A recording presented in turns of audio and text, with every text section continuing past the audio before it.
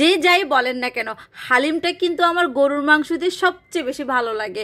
অন্যান্য মুরগি বলেন, খাসি বলেন, তার থেকে আমার বড় ছেলের খুব পছন্দের এটা। বাসার সবাই পছন্দ করে, বাট ছেলেটা বেশি পছন্দ করে। হাতে যদি বা 10 মিনিট সময় থাকে তাহলে আমার এই রেসিপিটা আজকে ট্রাই করতে পারেন।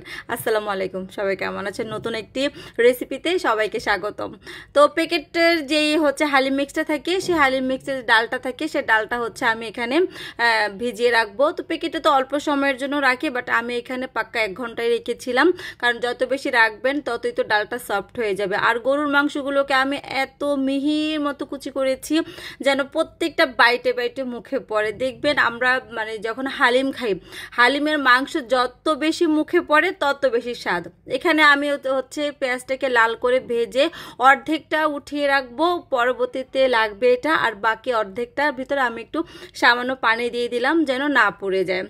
এই ফাঁকে হচ্ছে আমি আদা বাটা, রসুন বাটা আর জিরা বাটা একদম দেখতেই পেরেছেন 3টা মিলিয়ে প্রায় 1 চামচও হয় না, সামান্য পরিমাণে দিয়েছি। আর দিয়ে দিলাম এখানে ধনিয়া আর জিরা গুঁড়া। আর প্যাকেট মশলা যারা করেন তা সেখানে কিন্তু লেখাই থাকে কোনো রকমের মশলা লাগে না, বাট আমি আমার নিজের মতো করে করেছি, কারণ আমার একটু মশলাযুক্ত খাবার দাবার বেশি ভালো লাগে। আর প্যাকেটে যেটা লেখা থাকে সেটার থেকেও নিজেও যদি আপনি নিজের যে একটা মানে অভিজ্ঞতাটা সেটা কাজে লাগিয়ে রেসিপিটা বা রান্নাটা করেন তাহলে কিন্তু রান্নার স্বাদটা দ্বিগুণ হয়ে যাবে। এবারে যে প্যাকেটের যে মশলাটা থাকে সেটা হাফ দিয়ে দিলাম, আর বাকি হাফ পরে দিব। দিয়ে দিলাম সামান্য একটু হলুদ আর মরিচের গুঁড়ো, এটা খুবই সামান্য যাবে।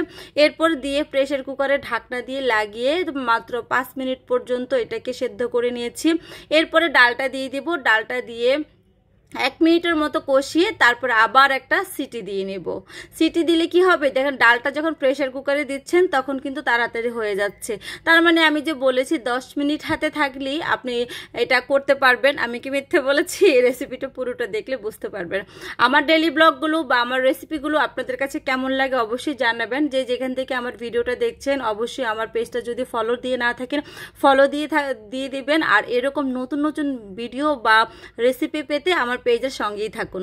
এরপরে হচ্ছে আরেকটা পাতিলে আমি নিলাম, নেওয়ার পরে হচ্ছে বাকি যে মশলাটা সেটাও দিয়ে দিয়েছিলাম। এখানে আর বেশি একটা সময় লাগবে না, আর একটু ঝোল ঝোল রাখতেছি কারণ এটাতে এখন আমি বাগার দেব। বাগার ছাড়া কিন্তু সুন্দর একটা ফ্লেভার আসবে না। আর হালিম কখনোই রান্নার সময় ঘন করে ফেলবেন না, তাহলে কিন্তু অতিরিক্ত ঘন খেতে ভালো লাগবে না। এখানে রসুন আর হচ্ছে সরিষা আর শুকনো মরিচ দিয়ে দিলাম। এই 3টার কম্বিনেশনটাতে কিন্তু একটা ঝাঁঝালো ফ্লেভার আসবে। আর বিশ্বাস করবেন না, এত এত মজা হয়েছিল, কিন্তু পরিমাণে কম করেছি, শেষ হয়ে গেছে। বারবার সবাই বলতেছিল আবার করো।